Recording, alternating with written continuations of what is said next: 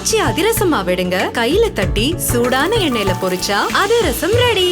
நெல்லை ID ஊழியர் கவின் ஆணவ கொலை வழக்கில் சிபிசிஐடி விசாரணையில் புதிய தகவல் கிடைத்திருக்கிறது. மேலும் விவரங்களை செய்தியாளர் ராமசுந்தரம் வழங்கிட கேட்கலாம்.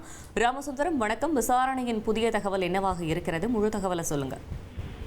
நெல்லை மாவட்டத்துல கவின் என்ற ஐடி ஊழியர் வெட்டி படுகொலை செய்யப்பட்ட சம்பவம் பெரும் பரபரப்பை ஏற்படுத்தியது. இந்த வழக்கு தொடர்பான விசாரணை தொடர்ந்து சிபிசிஐடி போலீசாரால் பல்வேறு கோணங்கள்ல நடத்தப்பட்டு வருகிறது. இதுவரை 61 சாட்சியங்களிடம் விசாரணை நடத்தப்பட்டு அவர்களிடம் வாக்குமூலம் பெறப்பட்டிருக்கிறது. இந்த சூழல்ல விசாரணையில புதிய தகவல்கள் வெளியாகியிருக்கிறது. அதாவது கொலை செய்யப்பட்ட கவினை கடந்த ஜனவரி மாதமே அந்த கவினுடைய கவின் மற்றும் அவருடைய காதல் தொடர்பாக சுர்ஜித்தின் உறவினரான ஜெயபால் அவருக்கு சொந்தமான கயத்தாறு பகுதிக்கு அழைத்து மிரட்டியதாகவும், அதே போல அவரை 2 முறைக்கு மேல தொலைபேசியில் தொடர்பு கொண்டதாகவும் அந்த தகவலானது வெளியாகிருக்கிறது. இந்த விவகாரம் தொடர்பாக ஏற்கனவே மிரட்டலுக்கு உள்ளாக்கப்பட்ட கவின் இந்த விவகாரத்தை கைவிடாத சூழல்ல தான் இந்த கொலை சம்பவம் நடந்திருப்பதாகவும் தகவல் வெளியாகிருக்கிறது.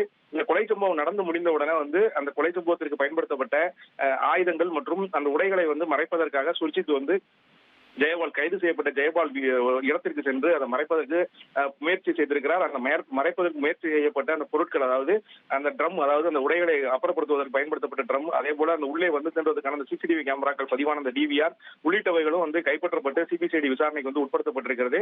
இந்த வழக்கு தொடர்பாக அந்த ஜெயபால் ஏற்கனவே கவினோட தொடர்புல இருந்த அந்த தொலைபேசி உரையாடல், அதாவது தொலைபேசி பதிவான அந்த எண்களை விசாரணைக்கு உட்படுத்தி அதற்கான ஆவணங்களும் நீதிமன்றத்தில் தாக்கல் செய்யப்பட்டிருக்கிறது. இந்த சூழல்ல தான் தொடர் விசாரணையானது நடைபெற்று வருகிறது. ஏற்கனவே இந்த 3வது குற்றவாளியாக கிருஷ்ணகுமாரி, அதாவது சுர்ஜித்தின் தாயார் கிருஷ்ணகுமாரி சேர்க்கப்பட்டிருந்தார். அவர் தொடர்பான விசாரணையும் தற்போது சிபிசிஐடி போலீசாரால் தீவிரப்படுத்தப்பட்டிருக்கிறது. இந்த விவகாரத்திற்கும் அவருக்கும் என்ன தொடர்பு இருக்கிறது என்பது குறித்தான விசாரணை தான் தற்போது தீவிரப்படுத்தப்பட்டிருப்பதாக சிபிசிஐடி தரப்புல நீதிமன்றத்தில் தகவல் பதிவு செய்யப்பட்டிருக்கிறது.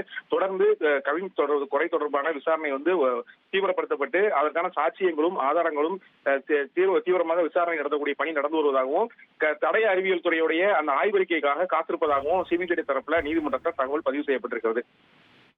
தகவல்களுக்கு நன்றி ராமசுந்தரம்.